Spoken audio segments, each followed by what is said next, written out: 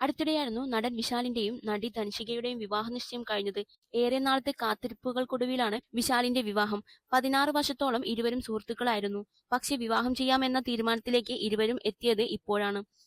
തന്നെ സംബന്ധിച്ച് unconditional love എന്നാൽ ഇപ്പോൾ ധൻഷികയാണ് എന്ന് വിശാൽ പറയുന്നു. ധൻഷികയ്ക്ക് വർഷങ്ങൾക്ക് മുൻപ് സ്റ്റേജിൽ വെച്ചുണ്ടായ അനുഭവത്തെക്കുറിച്ച് ഇപ്പോൾ ഒരു അഭിമുഖത്തിൽ വിശാൽ സംസാരിക്കുകയുണ്ടായി. സോഷ്യൽ മീഡിയ അറ്റാക്കുകളും മറ്റുള്ളവരുടെ കളിയാക്കലുകളും വിശാലിനെ എങ്ങനെ ബാധിക്കുമെന്ന ചോദ്യത്തോട് പ്രതികരിക്കുകയായിരുന്നു നടൻ. എന്നെ അത് തെല്ലും ബാധിക്കാറില്ല. ഞാൻ അതിനെ കണക്കിലെടുക്കുന്നില്ല. ഓരോരുത്തരും ഇഷ്ടപ്പെടുന്നതും ഇഷ്ടപ്പെടാത്തതും അവരവരുടെ ചോയ്സാണ്. അതിനെ വിട്ടുകളയാനാണ് ഞാൻ എന്റെ സുഹൃത്തുക്കളോട് പറയാറുള്ളത്, പ്രത്യേകിച്ച് ഇൻഡസ്ട്രിയിലുള്ള സ്ത്രീ സുഹൃത്തുക്കളോട്. ലക്ഷ്മി മേനോൻ, പ്രിയാമണി, തൃഷ തുടങ്ങിയവരോടൊപ്പമുള്ള എനിക്ക് വിവാഹം നടക്കുന്നു എന്ന ഗോസിപ്പുകൾ വരാറുണ്ടായിരുന്നു.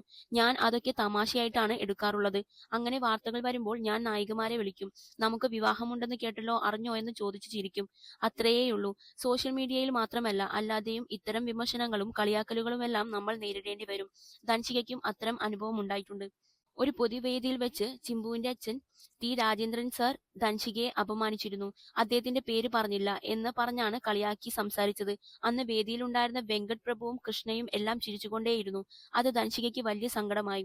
ഒരുപാട് വേദനിച്ചു പാവം. അന്ന് ഞങ്ങൾ സുഹൃത്തുക്കൾ മാത്രമാണ്. വിവരമറിഞ്ഞ് ഞാൻ വിളിച്ചു, വീട്ടിൽ പോയി. പോട്ടെ സാരമില്ല, ഇതൊക്കെ ഇൻഡസ്ട്രിയുടെ ഭാഗമാണെന്ന് പറഞ്ഞ് ആശ്വസിപ്പിച്ചു. അതൊക്കെ ഞാൻ മറന്നു പോയിരുന്നു.